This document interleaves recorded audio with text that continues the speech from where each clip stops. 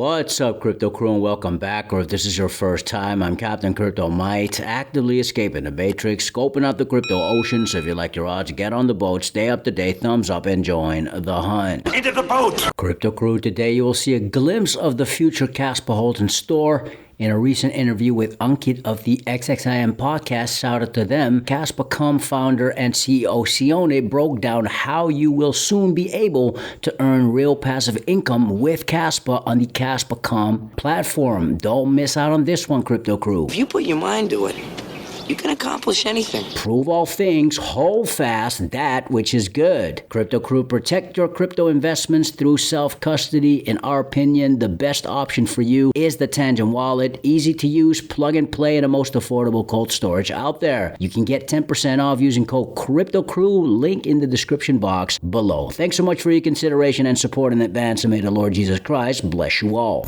So Kaspa.com is bringing Aave V3 over to Kaspa. Aave V3, for people that are perhaps not aware of, is one of the most successful DeFi protocols out there, right? Currently, they have $51 billion total value locked. Is over $51 billion, right? That's massive. They make like $2 million of fees a day. Yeah, they're huge, and they, I think, represent around 17% of entire DeFi ecosystem market share. So they're ginormous, right? They've been around since 2017, so it's not like something just popped out. Once you have a robust Aave product or lending product, then people that have accumulated Kaspa can foster the projects, can contribute to developments, either L1 or other projects, without losing exposure to Kaspa. Now they're on the version 4, but you guys specifically focus on the version 3. Version 3, the most better one. The better one, where they introduce, I believe they introduced flash loans, which we have talked about on version 3. They've done the rate switching, which is, fixed versus variable loans. You can do that. They've got a few other things like, supply borrow caps and portal. Like there's so much they've built on version 3. So I'm actually quite excited to see what you guys are doing with it. So, of course, like I mentioned, we're going on serious UI UX changes. We're going to put this on another level. It looks really, really clean. But still, the UI is good and it works. So let's go over what we see here. Right? So basically, how you can see here, we have the amount of money, total USD value I supplied to the protocol already. Basically, when you supply, you can decide if you want to use it as collateral or not. When you use it as collateral, that means that it gives you basically borrowing power to borrow basically tokens. If you want to use it as collateral, you can still earn interest, but you won't be able to borrow against that, So it has so it's your decision. It doesn't really matter if you leave it as collateral and don't use it yourself. It's fine. Nothing happens. So it's just for you to understand. Net worth is basically just how much I supplied minus my debt. And my debt basically is how much I borrowed already. And this is just the percentage of how much of my borrow power I used. It's just a percentage for the user to understand how much more he can borrow. So it has like another 60%. So like 56%. So it's probably another $5 million if 44 is 4 million, but it's just another factor, The important factor is the health factor that you see here. Basically, this tells the user how close is he for liquidation. If your health risk is lower than 1, you'll be liquidated. I thought instead of going through the demo, step by step showing the options, what I could do is I can ask you 2 simple questions, which is, hey Sione, I've got some Kaspa. I want to earn some yield on Kaspa. Show me the way to earn some yield on your platform, right? How do I earn some yield? And the second question I have is, now I want to borrow some funds from Kaspa.com. I have some collateral. How do I do it? So basically, when it comes to earning, since it's Aave V3, the APY it's variable. It changes. It depends on the market condition, meaning that if the asset is used a lot, supplied a lot, and borrowed a lot, then the APY will be higher. If the asset is supplied a lot but not borrowed, then probably the APY is lower.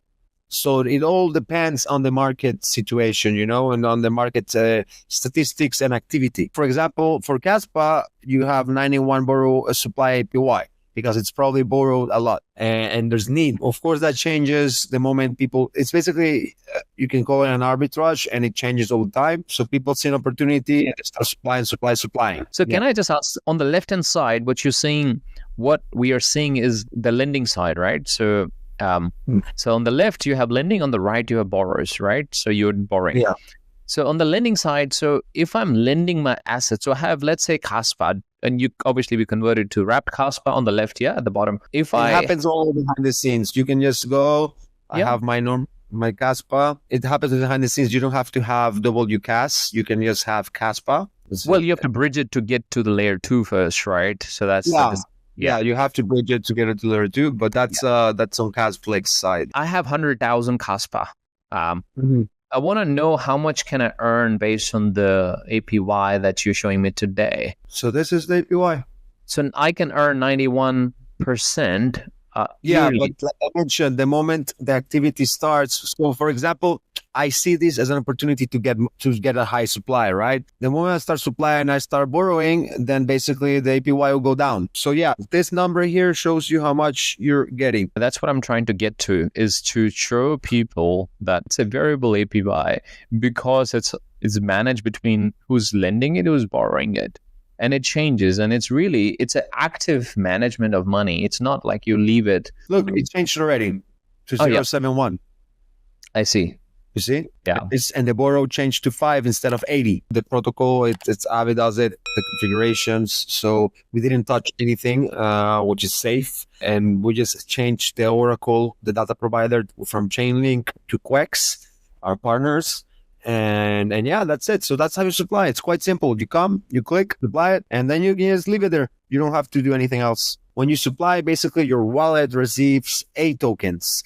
8 tokens, it's basically like a receipt that says this is how much I supplied. And that basically gets all the time, it gets the APY. That token produces the APY. And when you swap them, you receive more. So when you bring those tokens back, those receipts, you burn the receipts and you get your initial collateral back, right? That's the process. Plus the amount of tokens you created. Yeah.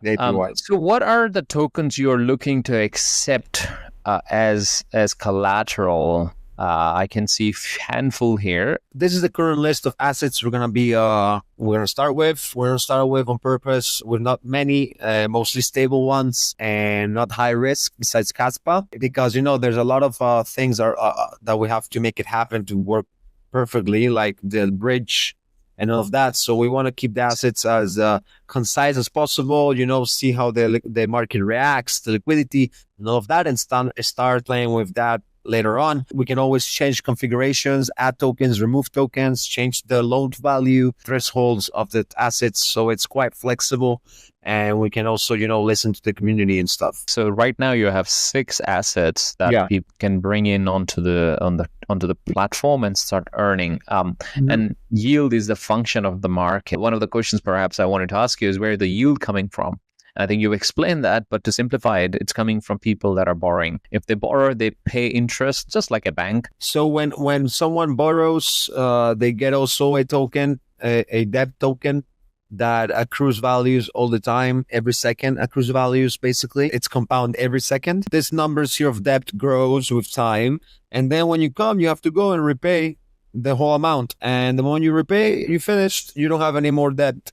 And your health factor goes up when you close debts, because that means you have more supply than you borrow. The more you borrow, your health factor will go down. And the one obvious question people might ask, why would I borrow? There's different things, okay? Why would I borrow? Let's, for example, I have 100,000 Kaspa and I am earning yield, supplying it, okay?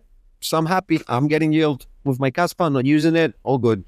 But there's this token that I need money for, or there's this car I want to buy. I need money to buy groceries this week. I didn't have payment from my whatever. You don't have to borrow the whole amount. If 100,000 Kaspa, it's $10,000. You don't want to be liquidated. You don't want to take risks. You can just borrow $2,000. Pay what you need to pay, get what you want to pay.